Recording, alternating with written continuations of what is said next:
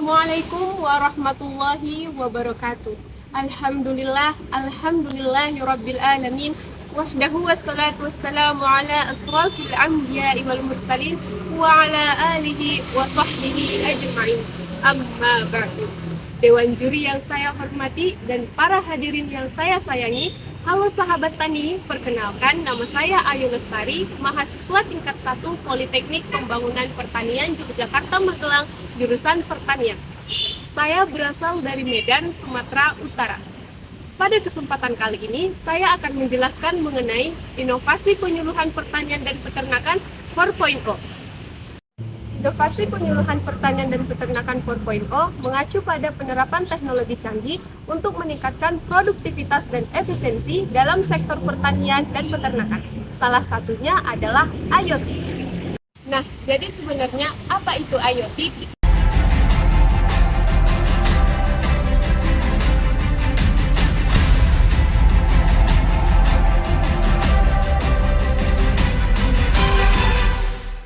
IoT merupakan suatu gagasan di mana objek tertentu punya atau diberikan kemampuan untuk berkomunikasi antara satu sama lainnya, di mana objek-objek tersebut merupakan bagian dari satu kesatuan sistem terpadu atau integritas sistem tanpa diperlukannya interaksi antara manusia dengan manusia maupun manusia dengan perangkat komputer. Mengapa demikian? Karena IoT terjadi melalui jaringan internet. IoT memiliki segudang manfaat loh, yaitu konektivitas, di mana dengan IoT mendukung pengoperasian banyak hal dari satu perangkat saja. Misalnya, smartphone. Hal ini mendukung penurunan jumlah operasi waktu sehingga lebih efisien. Penerapan IoT juga dapat mempermudah pelaksanaan kegiatan karena kita tidak perlu mengoperasikan perangkat secara manual. Asyik bukan? Nah, dengan manfaat yang sebanyak itu, kira-kira apa saja ya aplikasi IoT dalam industri pertanian? IoT dapat digunakan untuk precision farming atau pertanian presisi dengan menggunakan sensor pertanian terintegrasi, agricultural drone, dan smart greenhouse.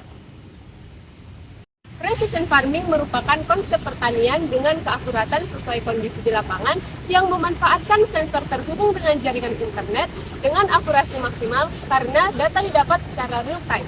Yang kedua adalah agricultural drone atau unmanned aerial vehicle yang dapat digunakan untuk pemetaan kondisi lahan pertanian, misalnya irigasi, kondisi tanaman, dan pelacakan hewan. Drone juga dapat digunakan untuk menyemprotkan pupuk dan pestisida secara presisi dan dalam waktu yang singkat. Yang selanjutnya adalah greenhouse yang mengisolasi tanaman budidaya dari lingkungan luar serta menjaga kondisi di dalamnya agar tetap optimal untuk pertumbuhan tanaman tersebut. Operasi ini dibantu oleh petugas sensor dan aktivator otomatis yang mengambil data secara real time sehingga mampu menentukan hasil secara presisi dan spesifik. Cara kerjanya? Cara kerja smart greenhouse adalah dengan menggunakan sensor untuk mengukur parameter lingkungan seperti suhu, kelembapan, dan cahaya. Kemudian mengolah data untuk mengendalikan perangkat output seperti lampu, kipas, dan pompa air. Terdapat beberapa fitur yang ada pada smart greenhouse. Yang pertama adalah sensor yang berfungsi untuk mengukur parameter lingkungan seperti suhu, kelembapan, dan cahaya. Yang selanjutnya adalah microcontroller yang menggabungkan semua sensor ke dalam satu microcontroller dalam Arduino Uno. Dan selanjutnya adalah modul Wi-Fi yang mengambil data sensor dan mengirimkannya ke server. Dan selanjutnya adalah panel LCD yang menampilkan semua fitur yang ada pada smart greenhouse. Yang selanjutnya, website yang menampilkan informasi mengenai keadaan tanaman berdasarkan data sensor yang diterima. Dan yang terakhir adalah robot pengontrol yang membantu pengguna dalam merawat dan memanen tanaman. Nah, penerapan IoT di industri pertanian Indonesia memiliki beberapa kelebihan loh.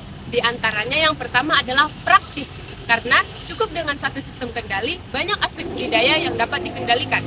Yang kedua adalah dapat meningkatkan efisiensi produksi. Yang ketiga, produksi dan pertumbuhan dapat dipantau secara real time, serta memudahkan petani dalam perawatan tanaman. Meski Meski demikian, terdapat beberapa poin kontra dalam penerapan IoT. Yang pertama adalah petani sulit mengubah kebiasaan lama. Yang kedua, modal awal yang besar. Yang ketiga, membutuhkan pelatihan penggunaan teknologi bagi petani, serta adanya stigma bahwa pekerjaan petani akan digantikan oleh mesin, sehingga petani merasa takut akan perubahan teknologi. Namun, jangan khawatir, ada beberapa strategi untuk mensiasati poin kontra dalam penerapan IoT. Yang pertama adalah penerapan multidisiplin ilmu. Yang kedua, regenerasi dengan petani yang paham teknologi. Yang ketiga, membangun komunikasi yang baik dengan petani, serta membuat pilot project sebagai contoh. Nah, itu dia pemaparan mengenai inovasi penyuluhan pertanian dan peternakan 4.0.